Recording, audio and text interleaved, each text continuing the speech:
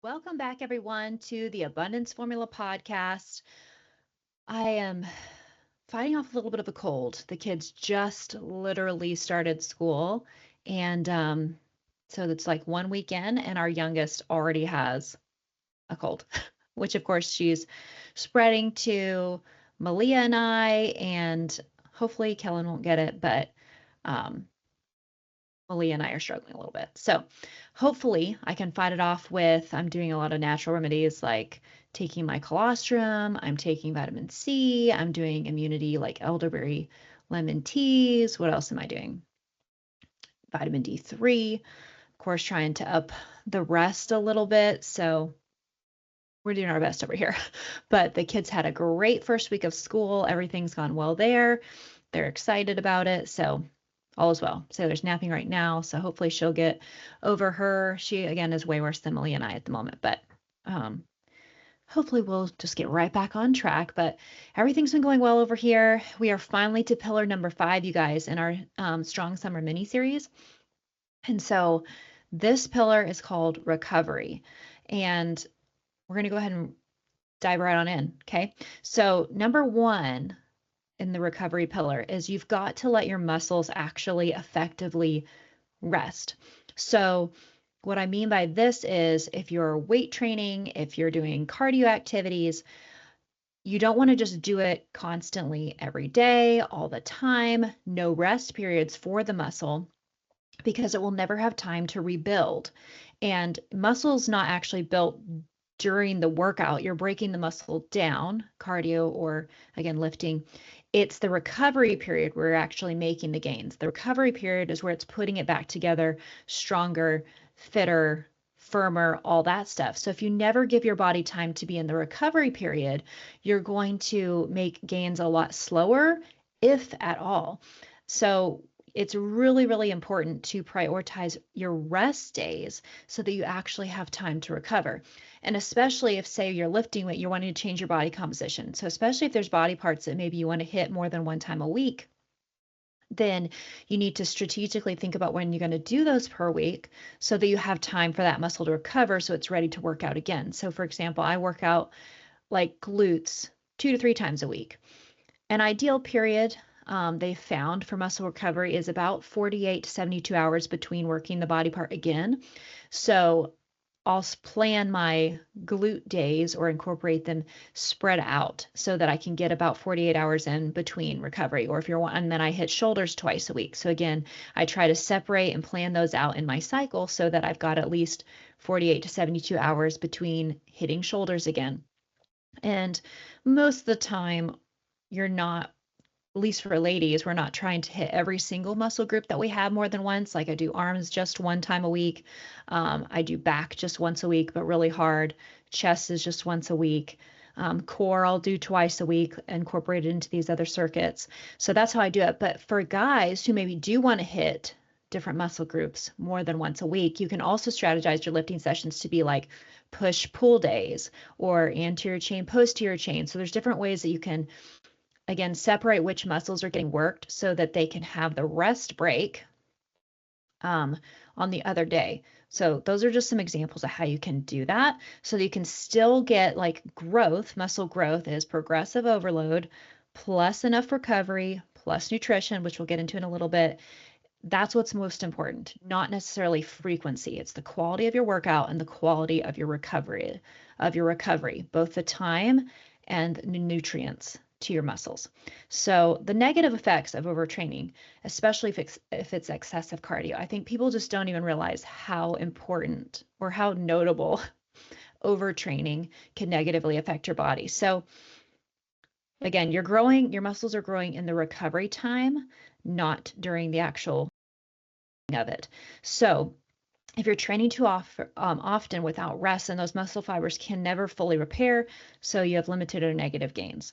Also, too much cardio specifically, and especially if you're not matching that with the caloric needs, so you're under calorying yourself. This is where my brain is at since it's getting stubby. So if you're not getting enough calories in, which is often the case with the clients that I have that are over exercisers, they're usually also not getting enough calories in. So if you're under your calories and or over exercising, this is going to signal your body to use muscle to burn for energy, not just your fat. So you're going to negate again the body composition change there because you need muscle to do that. You don't just burn fat and have good shape. The shape, the tone, this tone that everyone talks about is muscle. Ladies, it's not just fat burn, it's building muscle so you actually have shape, so you actually have curves in the places that you want them, so that you have abs if you want to see some actual ab definition. You know what I mean? So building muscle is important in this whole composition topic. So if you're over cardioing and under eating in your calories, then the end result is you may lose weight based on the scale, but you may not feel like you look any different, honestly, looking at yourself. So you may technically lose some weight, but it's a combination of fat and muscle, and you're not actually gaining strength or actually getting towards you want to go. And that's why a lot of people who over exercise feel like they're not getting closer to their goal, even if the scale is going down, or maybe the scale won't even move anymore. And yet you're doing all this energy output and you're like, why isn't it changing? It's because your body is now entered into this survival mode. So it's going to hold on to any fat that it has because it thinks it needs it for energy because you're not giving it another energy source, and muscle isn't its ideal energy source. Or two, you've just got so much inflammation going on that enters into our next thing that over-exercising disrupts, and that's hormone disruption. So a lot of people who over-exercise are going to have that water retentive or inflammatory look, which can make you look puffy. You cannot overestimate the inflammation that's within the body. A lot of the clients that I work with starting out, whether they are exercising some or none, you'll have inflammation from just not eating healthy. If the food isn't healthy, you'll have inflammation internally. So in the first couple weeks when they're eating on a proper nutrition plan, the inflammation will flush out with that. Plus with adding in exercise, it's going to flush out their lymph system. It's going to get good blood flow and all the things we've talked about in these previous pillars. And they're going to look better just from inflammation flushing out alone. The over-exerciser is also going to experience a similar thing. You're so inflamed and swollen and aggravated inside your muscle tissue that is going to get cleared out once you actually give it some rest and you get your hormones lined back up. So high cortisol is what triggers that retention and bloating and inflammation. So if you're wanting to lean out, you need to have effective rest so that you don't maintain this puffiness from just lack of repair. So the last thing that overexercising can do is you may get results that way for a while, but eventually you will plateau. And our bodies need switch ups, need some changes over time to keep it changing. So especially if you are wanting to lose fat and build muscle, then you need to give yourself some room to grow and adjust and not be overexerting yourself. So even when I was in competition prep last year, we started out at 30 minutes of cardio and eating super clean and getting all my lifting days and all the things. And then after several weeks, I started to, not lose any more pounds after a while. So once I hit a little bit of a stagnant zone, then we upped it to 35 minutes of cardio. And so then we rode that train for a while, and eventually I kind of plateaued a little. Then it bumped to 40. We basically increased by 5-minute increments once my body stopped responding to the shift. And then sometimes, as far as in this lean out phase, and so if you're working with a trainer or you're doing yourself, definitely would, unless you know what you're doing, I'd recommend working with a trainer. But so a small shift there as far as cardio. And then again, you'll hit a point where you don't necessarily want to do it through cardio, but maybe you just make a slight caloric tweak to your nutrition plan to, again, create a slight change, a slight calorie deficit to create another shift for your body to break that plateau.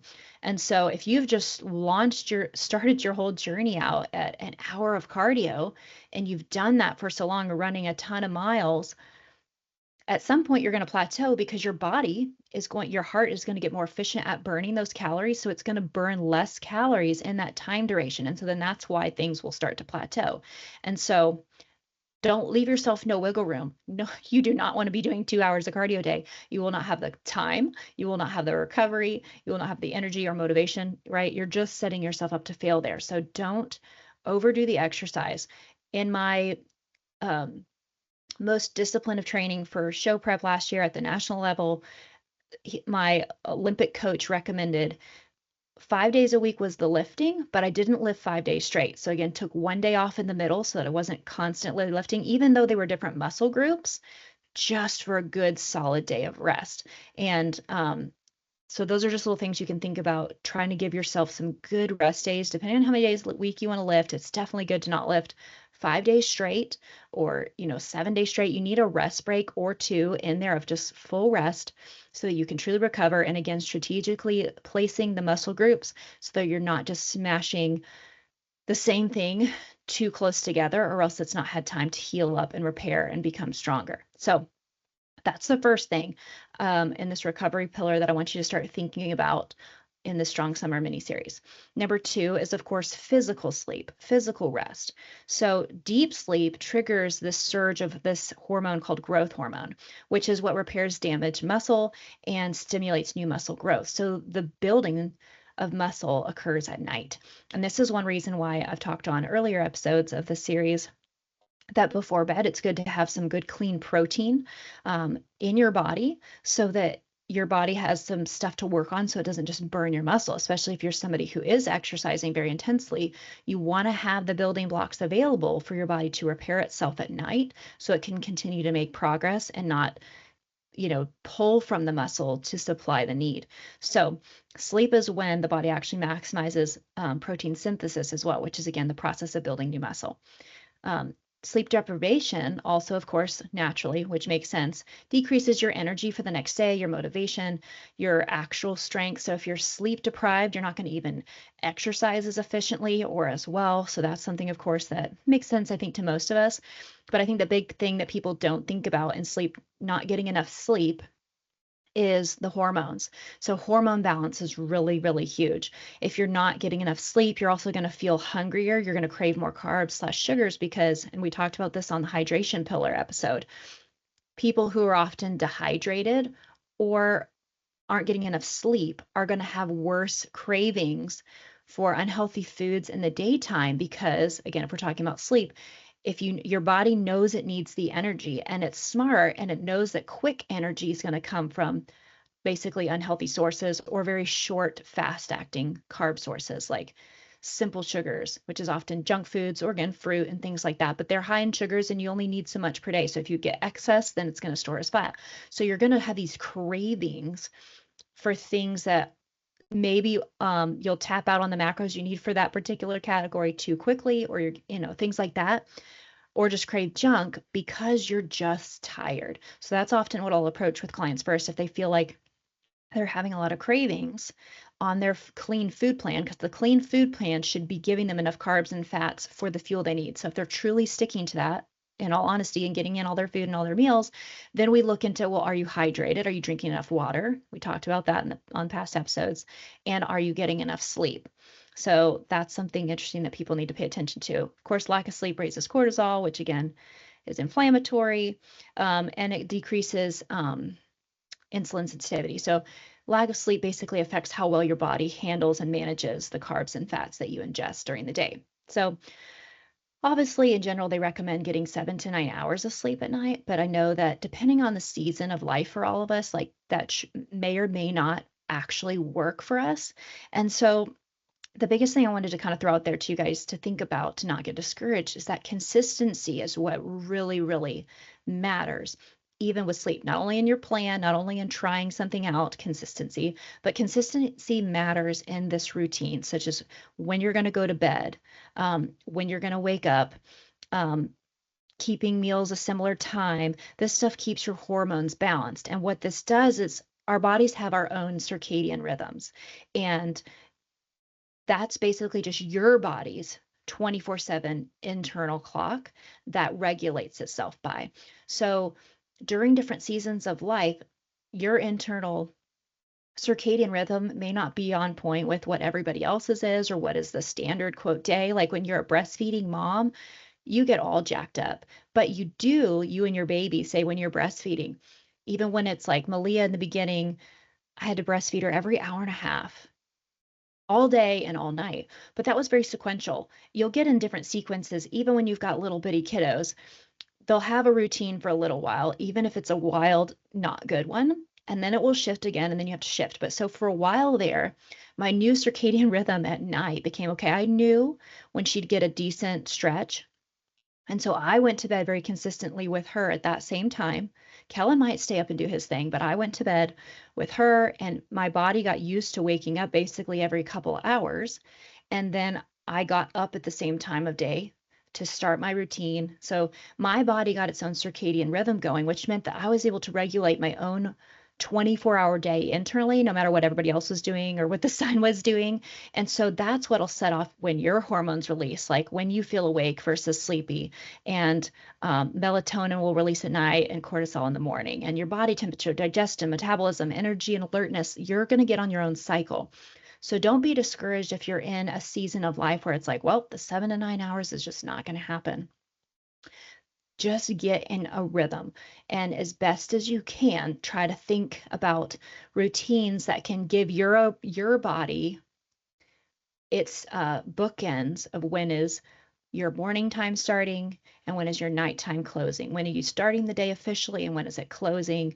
What kind of signifies the middle of your day? And try to find a rhythm and stay routine as possible in it, because it lets your body get into its own flow so that these other hormonal things can be in a cycle. And again, a season will change. So like right now, I'm stuffy right now because we've hit a season change. And so the time of day I have to get up to weight lift and do cardio is different. And when I have to get the girls out the door to school is different. It's a lot earlier. And so it feels a little rough right now. We're 2 weeks in and it doesn't feel quite natural yet. I feel a little extra tired and all that stuff. But after 4 weeks, I can't remember if I said this earlier, but to get the circadian rhythm in sync, you'll start to set in about 1 to 2 weeks of consistent sleep slash wake times, but then it's after 3 to 4 weeks of consistency that it'll feel more natural and the grogginess will fade out and it just becomes your new norm. So in 2 to 4 weeks, I'm going to feel a lot better about where we are. I'm physically going to feel less depleted because it's going to become my new circadian rhythm. So don't discourage. Just again, all the stuff about this Strong Summer series really is anchored in intentionality and raising awareness to what's important in your fitness routine and planning ahead to put those in place for yourself. So as far as this recovery pillar, and as far as sleep goes, you may not be able to get all the sleep in the world, but if you can be intentional about making sort of defined routines, even if they're small. If you start your morning with a cup of coffee, that's going to be a trigger. That's going to be a signal point to your body. Hey, it's morning time. If before bed you eat a certain thing, that's going to, or you do a certain activity, like do you get a bath before bed? That's going to be a trigger. So there's little things that you can incorporate into your routine that don't have to be big things that signal your body as to what time of the 24-hour period it's in, and gets you in this good hormone cycle, which is the big deal for the sleep portion, to build muscle, to regulate the hormones that we want to do the right things, like our cortisol and stuff like that, to be in the right rhythm. Sorry, my voice is going to go, I can tell, by tomorrow, just where this congestion is sitting right now. All right, so number 3 in recovery is supplementation. Really is important, because even when you're super on point with your nutrition, it's really hard to organically ingest from your foods all of the nutrients we truly need, especially with how foods are made today.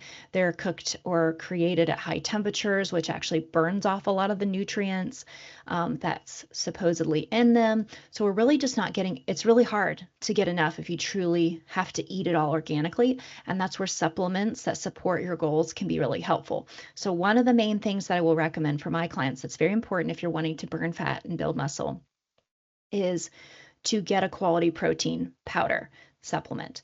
And not all protein powders are made equal. So what you're going to buy from Walmart or a walk-in store like that, like a non-supplement store, is going to be more of a meal replacement shake or powder. It is not the kind that has the actual amino acids for supporting lean muscle growth and repair.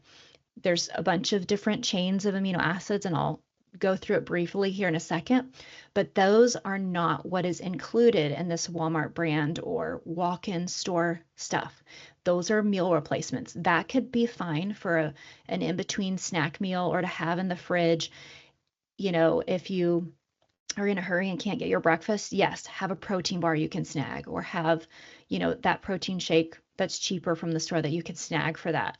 But otherwise, the kind that have these actual essential amino acids and these branch chain amino acids that actually are supporting lean muscle growth and repair that you either cannot get from your regular foods or you cannot get enough of them from regular foods are going to be in those powders.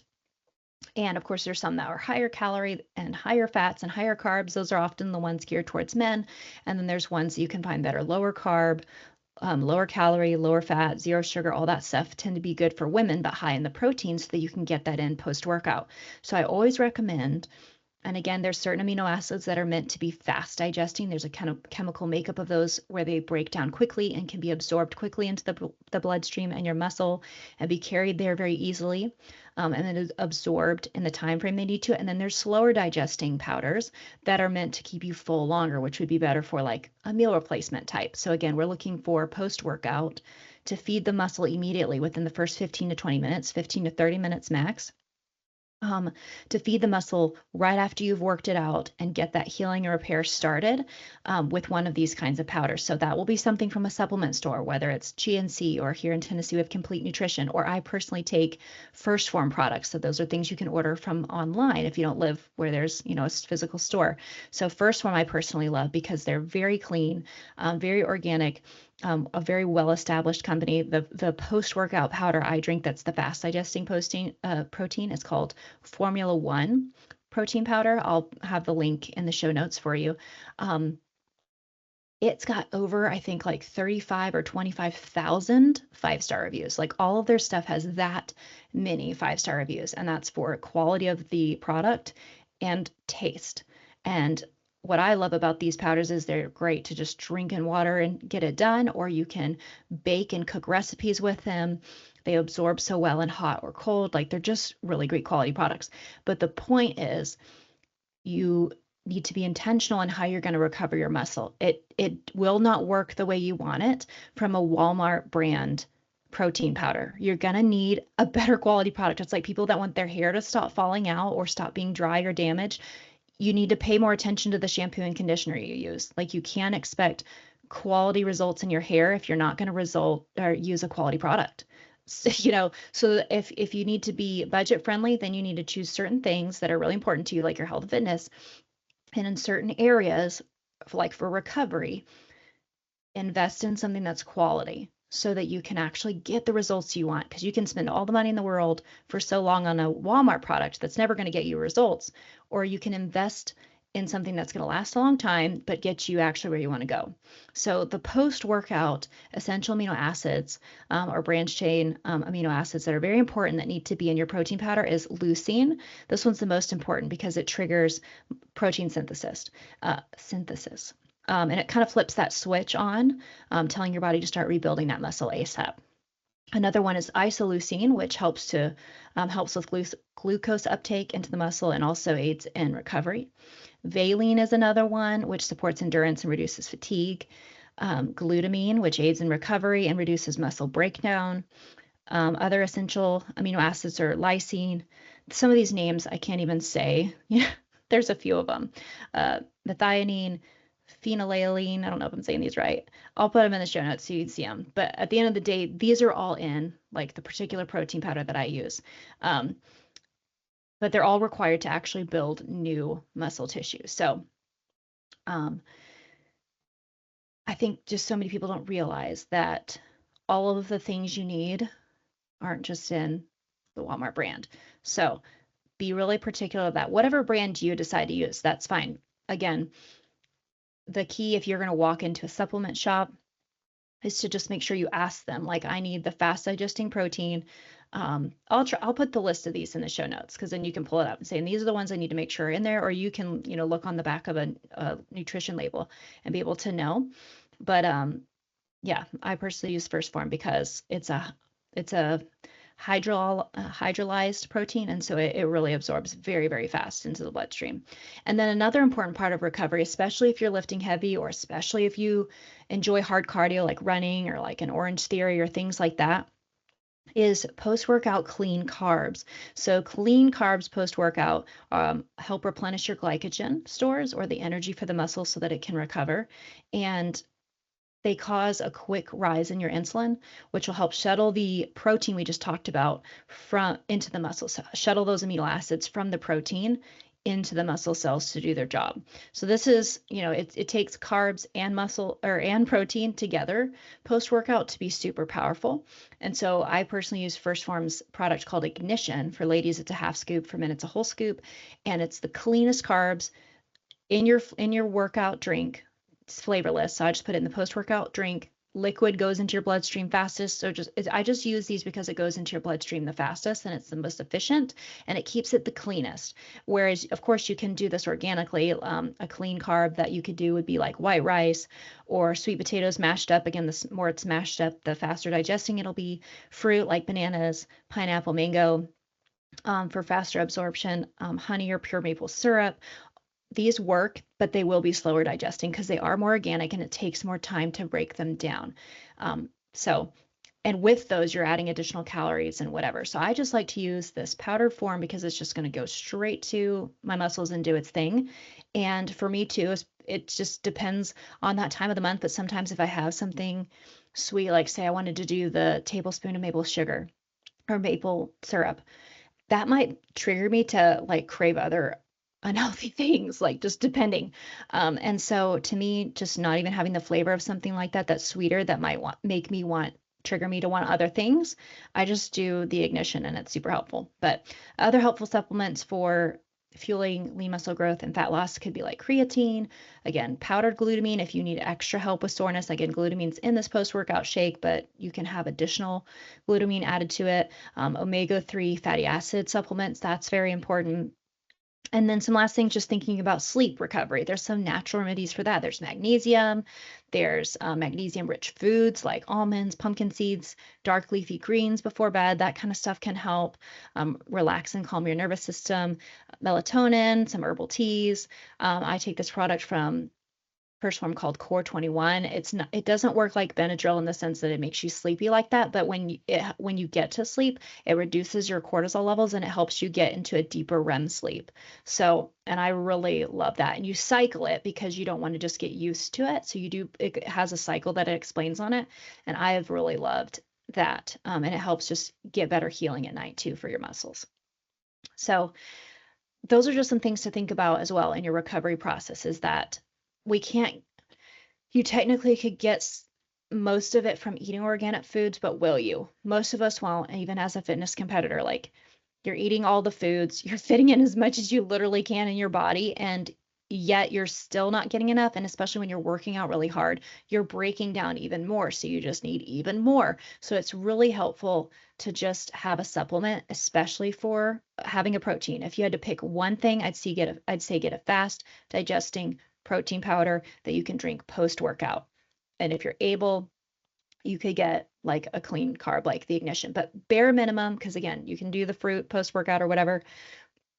Bare minimum, I'd say start with a quality post-workout protein. And then that protein can also be helpful for midday snacks to, again, you're giving the proteins you're doing as your snack protein are the ones that go to, again, building lean muscle growth, even if it's not post-workout.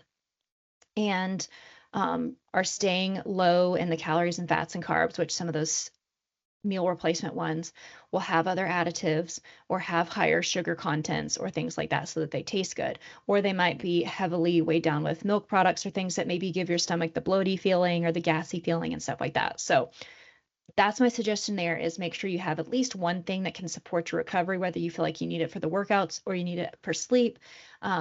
Supplements are important to think about to make sure that you're recovering properly. So I made it through. I didn't know if my voice would last the whole time, honestly. But that wraps up our Strong Summer mini series. We have 5 pillars. If you missed any of them, go ahead right back. They're all in a straight series of solo episodes, 1 through 5. Let me know if you have any additional follow-up questions, and I'll answer you in my DMs. I'm at Gina, Jeana _Oldham on Instagram, Gina Oldham on Facebook. My social media is linked in the show notes as well. Let me know if you have any questions. Let me know if you need any other referrals for whether supplements or just questions. And I'll let you know what I think and tell me your goals, and I'll make sure that my suggestions align with where you're going. But hopefully this was helpful, and I'll catch you guys next week.